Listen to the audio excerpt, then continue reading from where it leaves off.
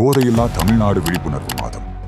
தமிழ்நாடு இன்று ஒரு மிகப்பெரிய ஆபத்தின் விளிம்பில் நின்று கொண்டிருக்கிறது. அமைதி பூங்காவாக இருக்க வேண்டிய நம் மாநிலம் மெல்ல மெல்ல மது அரக்கனின் கோர பிடிக்குள் சிக்கி சீரழிந்து வருகிறது.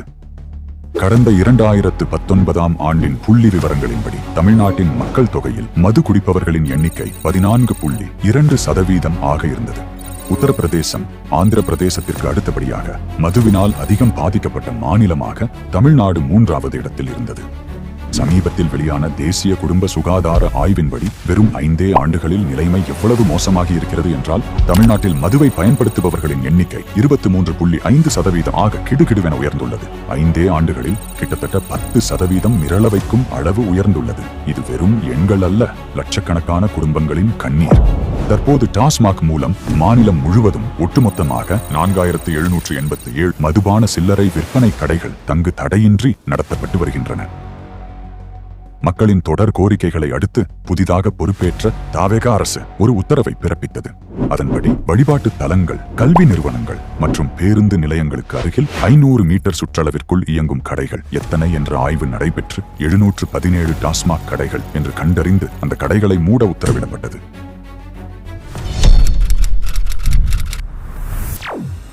சென்னையில் சில பகுதிகளில் நாம் நடத்திய நேரடி கள ஆய்வில் அதிர்ச்சியூட்டும் உண்மைகள் வெளிவந்துள்ளன.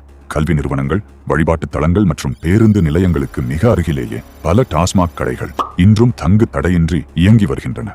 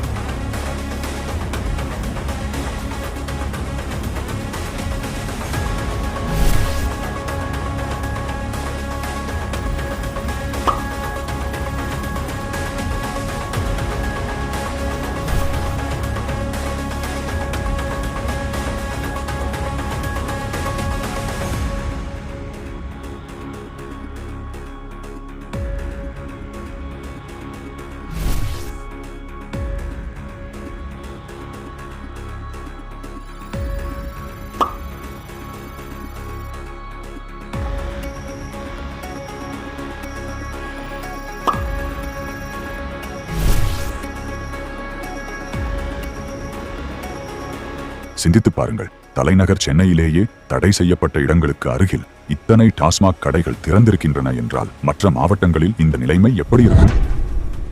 உங்கள் மாவட்டத்திலும் தடை செய்யப்பட்ட பகுதிகளில் இயங்கும் டாஸ்மாக் கடைகள் இருந்தால் அதை நீங்களாகவோ அல்லது நமது வீதி லீடர்ஸ் தலைவர்களுக்கு தெரியப்படுத்தியோ இது குறித்து கலெக்டரிடம் மனுவாக கொடுக்கவும்.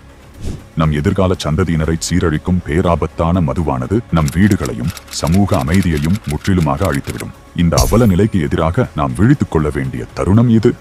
மது அரக்கனை ஒழிக்க ஒன்றிணைவோம். நம் தமிழ்நாட்டை காப்போம். மாறுவோம், மாற்றுவோம்.